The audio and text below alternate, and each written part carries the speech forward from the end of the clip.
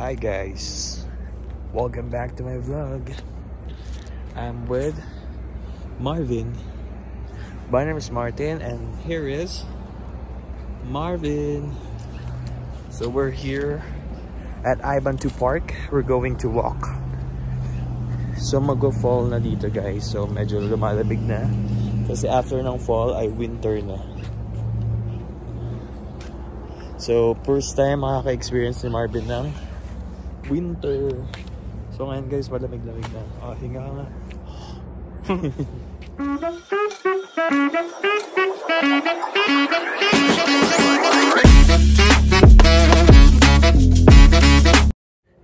Okay guys, so papakilala ko sa inyo ang bagong dating dito sa Canada.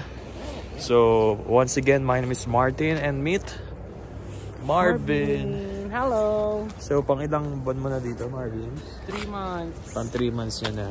So by the way guys, so taglagas na pala dito.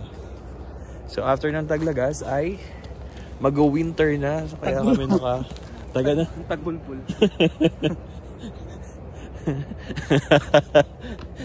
Ayan guys, so after nung taglagas ay winter na. Kaya kami naka-winter jacket kasi malamig na. Yan. Isang hinga nga dyan na may ano. Ang lamig. Galing.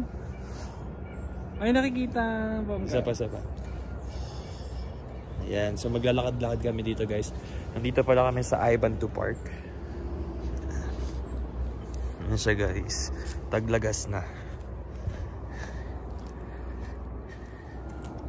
Hello po. Hello po. Ilang taon na po kayo dito sa Canada? Wala pa po akong taon dito sa Canada. Bale, nag-land po ako sa Canada na July 7, 2024. So ilan buwan ka na po? Kailan po mag-calculate? Today is September. Bale, magti 3 months na po ako this coming October 7. Wow. Kamusta naman po yung 3 months nyo dito sa Canada? Actually, hindi naman ako masyadong nag-adjust kasi living in the Philippines naman, halos independent na rin ako doon. So, hindi naman ako masyado ganon nag-adjust. And Paano nag-adjust? Like, mag-isa ka, ganon? Oo, yung ganon. Hindi naman ako na-homesick kasi sanay naman din talaga ako mag-isa. Ay, sana all. Ano pong trabaho niyo po dito? Ngayon, I am working as a service crew in sa McDo. Wherein, yun. May experience ka po ba before na, wala. na service crew? Wala po akong experience sa McDo. Nakakulangot pa siya. Wala po akong experience sa McDo. Tina-apply lang ako ni Martin doon. And then luckily, I got hired. Yun. So okay naman. Kamusta naman? Nakapag-adjust naman. Sa una lang medyo mahirap. Alam mo yung typical OFW ka na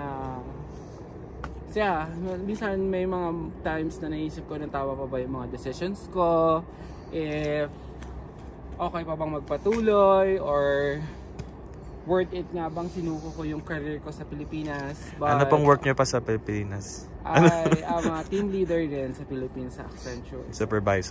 Supervisor ako doon. Yeah. Pero ano naman, unti-unti na nagsisinkin sa akin na nandito na ako. And it is the most important thing. Kahit wala palang experience, makakaya mo ganun? Oo naman. Actually, lahat naman tututunan na in time. So, even though you don't have any experience sa field na gusto mong pasukin or sa work na ina-applyan mo, that's fine. Kasi matututunan mo yan in time. Kaya kapit lang. So, yun lang din. Saka, ang pinaka-importante kasi is mangarap ka. Ay? Mangarap ka. Para kapag nangangarap ka kasi kahit gaano kapagod yung work mo, yung pangarap mo, meron kang goal, hindi mo na yun mararamdaman.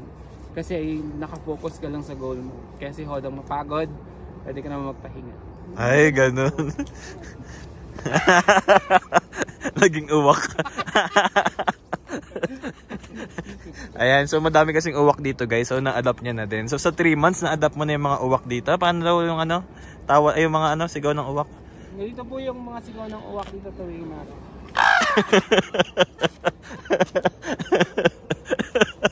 Isa pa. Paano daw ulit? Mahaba, bilis.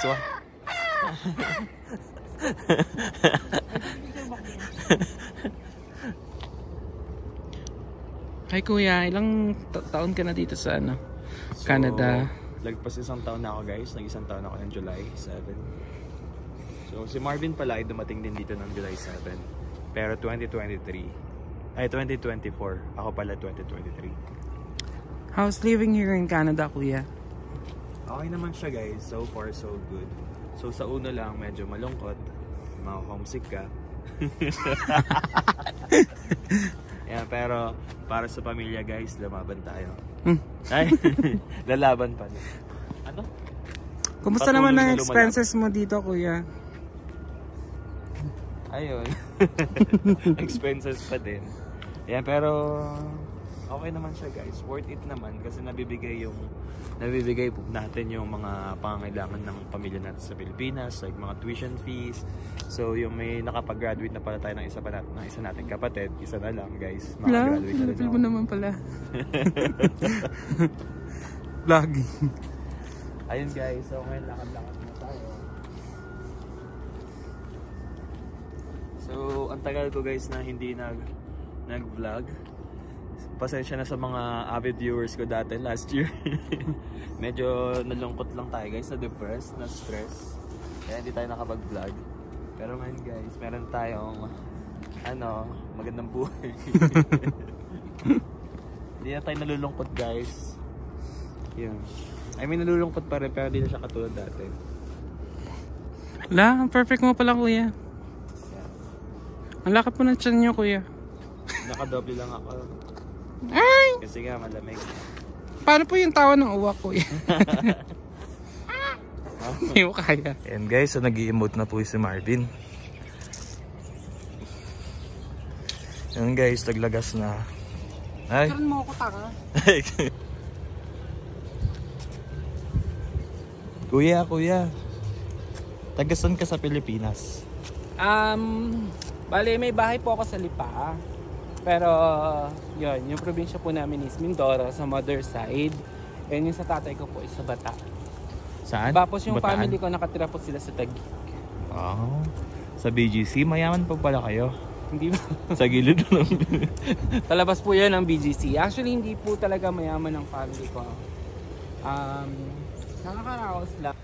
Siguro magtataka kayo bakit ako nag-Canada despite na maganda naman yung career ko sa Philippines. Actually, oo, maganda yung career ko sa Philippines, but the only thing that made me decide na pumunta ng Canada is my dream. So, like your what? Is my dream. Your dream? Dream so pangarap nyo na po ito dati pa? Oo, dati pa. Like, may mga panahon na sinasabi ko sa sarili ko na kapag mainit sa Pilipinas, magmamigrate ako sa Canada, then it comes. It did come true. Na makarating ako dito. And I'm so thankful dun sa taong tumulong sa akin para makarating ako dito. Oh, sino yan? Huwag mo nang pangalanan. Ikaw po. Ayun. Hello kuya, I'm back. Anong work mo dito? Anong work mo po dito sa Canada? Ano po ako dito? Supervisor po sa McDo. I'm a food service supervisor sa McDonald's. For a year of working here in Canada, kuya, anong mga na-realize mo? Ayan, kasi parang ang tagal, may experience na, ako naman, pinagkaiba ko kay Marvin.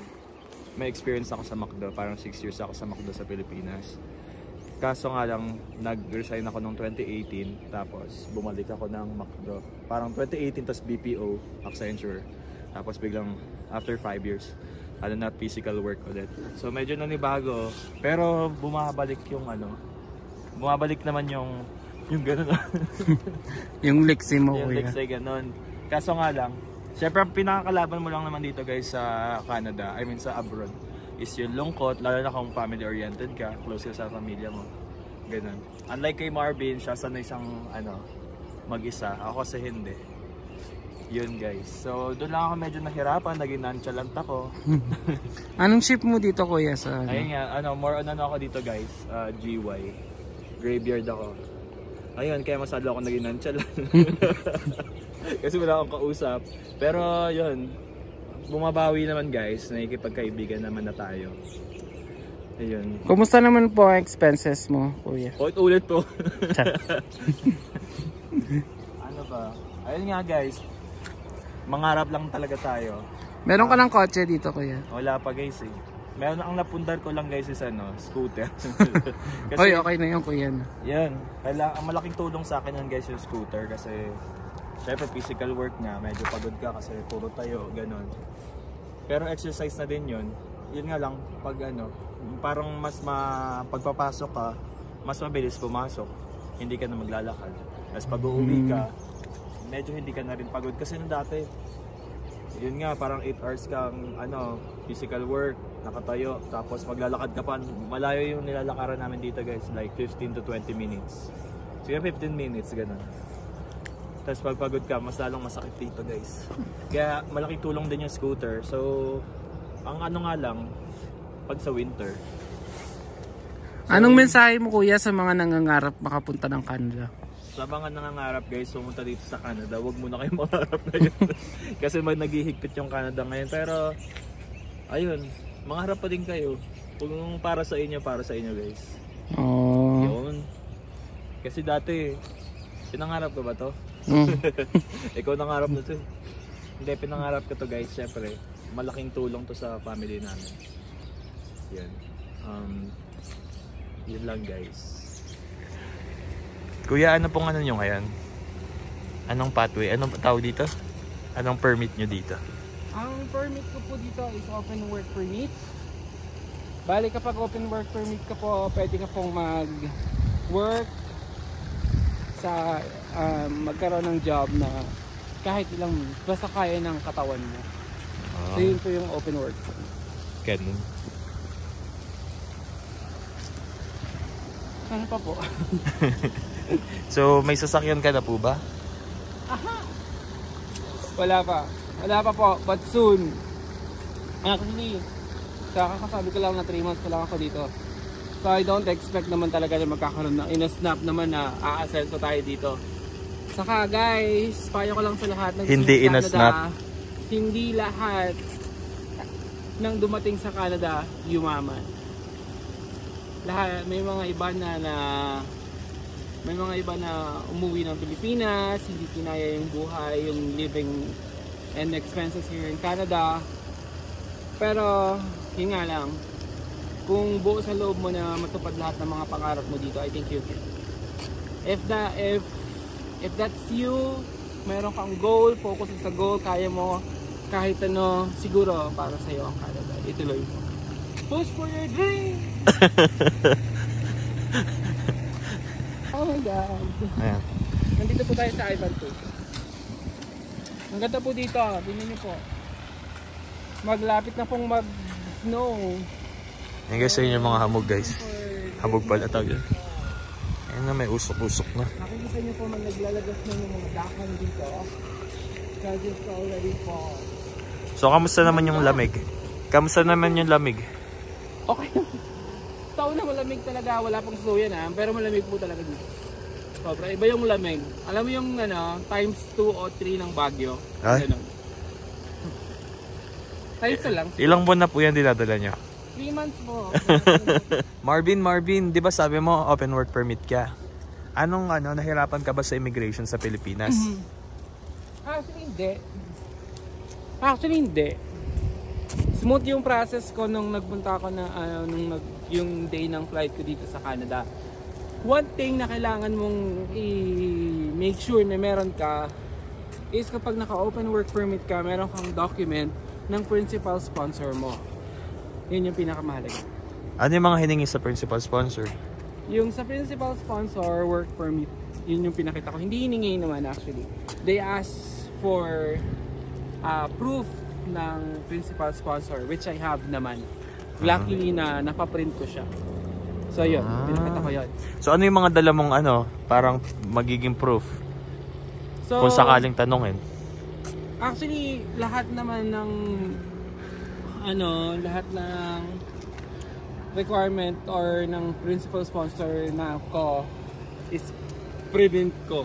Katulad ng work permit, LMIA, job offer,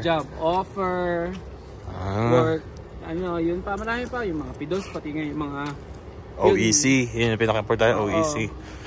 Tapos yung visa niya, yun, importante din yung at least copy ng visa niya. Copy ng passport. And copy ng passport niya. Pero hindi naman siya tinanong. But just to make sure lang, baka kasi hanapin.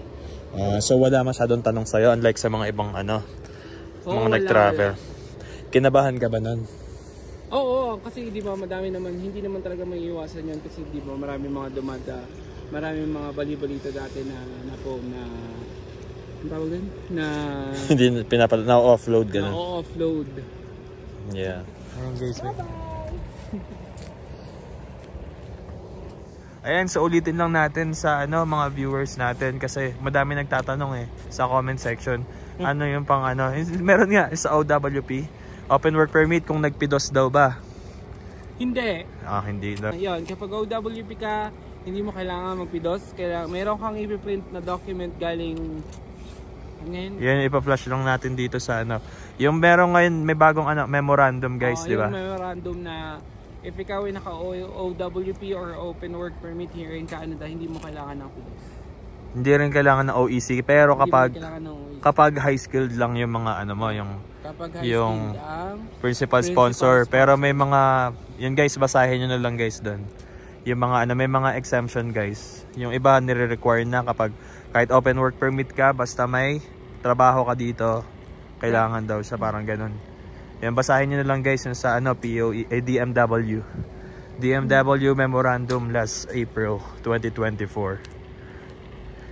Ayun, so again, yung mga mga pictures, yung mga pictures din, importante din yun. Kailangan meron at least kang pictures. And then make sure mo din na before ka isa din sa mali ko dito is if yung mga transactions mo is through online, siguro it's better for you to bring your SIM card here. Kasi yung mga gumagana naman yung SIM card. Gumagana SIM card dito, Globe and Talk and Text, nakaka-receive ng text message. So siguro dalhin nyo na lang yung SIM card. Para din kung ang transactions mo, gumagamit ka pa rin ng mga apps from the Philippines para sa mga bayarins mo, yun. Dalhin yung SIM card nyo. Hindi sa akin niniwan ko, tapos naghihirapan ako kapag nagpapadala. Pero yung mga iba kasi na nandito, dinala pala nila, tapos gumagana pala, di ba? Gumagana yung SIM card dito. Globe and Smart, gumagana pa rin. Naka-roaming lang. Pero nakaka-receive yung text. So yung mga sinabi mong requirements, hindi yun hiningi sa'yo, no? Minsan swertihan lang talaga. Just to be ready kasi may mga chances talaga na iba-iba kasi si immigration officer may out of this world na request. Magandang ka din, ready. Ano yung mga out of this world na hinihingi? Like yung siguro yung kung married ka na, yung marriage certificate, mga yun kasi kailangan talaga. Baka tanungin tapos mahaba yung mga tanungan. Dapat it's better as well na mag-practice. Kahit pa ba 1 to 2 minutes ka lang doon sa immigration officer, it's better that you are ready, you know what to answer on each questions and you are prepared. Kasi kapag hindi, pag na mental block ka, possible naman. Saka yun nga, don't sound unsure. Wow. And don't fuck it up. Yan, di ba? Sa mga ganun kasi, di ba may mga chances na na parang unsure ka sa mga sagot mo. Akala nila nagsisinungaling ka. Matatalino yung mga immigration. Sa kami yung sungat sila. Medyo for that. Medyo what? Medyo masungat yung mga handful lang kasi ganun yung mga rehistro ng mukha na parang galit. So they're okay. Okay, saan ka naman nun? Ano yung mga may connecting flights ka ba? Naantok na po ang ating ang guest natin for today. Pwede ka po bang lumipat doon? Ay, doon na lang pala. Ay, dyan na lang. Para maganda. Connecting flight po ako dito sa bumunta ko ng Canada. Bali 21 hours yung biyahe ko. Bali sa Korea. Since hindi naman first time ko mag-travel, sa Korea yung sa akin, sa Korea yung... Ano ulit? First time mo out of the country, di ba? Out of the country or mag-airplane. So talagang wala akong ka-idea kung ano pa nangyayari. Alam niyo ba, chat, may nangyari pa yung nilakad ko yung yung sa Korean Airlines. Napakalayo pala nun. Nilakad ko na pwede naman pala mag-train. Well, last minute na lang din. So susunod na lang siguro. Grabe yun. 1 hour and a half lang yung layover ko dun sa Korea. Tapos nilakad ko. Pakalayo. Akala ko maiwanan ako ng aeroplano. Tapos after ng Korea, Korea to Vancouver. Korea to Vancouver na. Doon sa Vancouver, medyo smooth na yung process. Kasi nasa doon ako. Saka sa Vancouver nga pala kukunin yung work permit mo. Kung naka-open work permit ka, doon mo yung kukunin. Maski naman close. Panibagong immigration doon. Saka doon mo ilalabas yung arrive can mo. May barcode yon. I-scan mo lang siya doon sa parang may mga kiosk doon. And then magre-register na doon yung mga pinag-fill out mo doon. Doon din mo kukunin, sometimes doon na kukunin yung mga baggages mo. Yung sa akin kasi meron akong 2 carry-on baggage and 1 bag. Bali yung 23 kilos doon ko na siya doon ko na siya nakuha. Pero depende pa din. Tatanong mo doon sa Pilipinas. Oo, dapat itanong din sa Pilipinas kung saan na mo i-pick upin yung mga luggages mo. Kasi sa final destination niyo ba? Sa final destination. Kasi ang final destinations ko is Edmonton. Edmonton. Pero dun sa naging flight ko is Vancouver. Sa Vancouver ko nakuha yung aking maleta. Depende sa airlines, guys. Correct. Kasi yung sa akin, diretso sa Edmonton. Yun po. So, from Vancouver to Edmonton na. So, Vancouver to Edmonton, naging 4 hours yon. 4 hours naman yung layover ko doon sa medyo nakapagpahinga ako. Tapos naayos ko yung mga dapat kong ayusin before pa. Parang di ka na po makahinga. Oo, lamig kasi. Putak. Di na po makahinga po yung interview po natin. Oo, tino mo. Oo. Paano ulit yung uwak? Yok nga. Ayan guys, so lagi na natin makakasama to si Marvin. Paano daw uwak ng Canada? That's all for today. Yun po, bye-bye po. Yun lang po yung tayong mababahagi para sa mga nangangarap ng Canada. Don't give up on your dreams. And hindi don't din importante or hindi din So, kaya mo yan. Walang edad, walang estado or walang Pantay-pantay dito kasi guys. Dito kapag Canada. Mayaman ka dito sa kapag mayaman ka sa Pilipinas, Canada, kung mayaman ka sa Pilipinas, professional ka sa Pinas, pagdating mo dito, pare-parehas lang guys. And then ang Canada ay para sa lahat. Wala sa edad yan. Kung bata ka man or matanda na, may kakilala kami. Yung parents niya, nakuha niya na both senior guys. That is something that we are looking forward to. Nakuha yung family namin here in Canada soon. So, yun lang po. Alright, that's all for today guys. Bye! Please subscribe.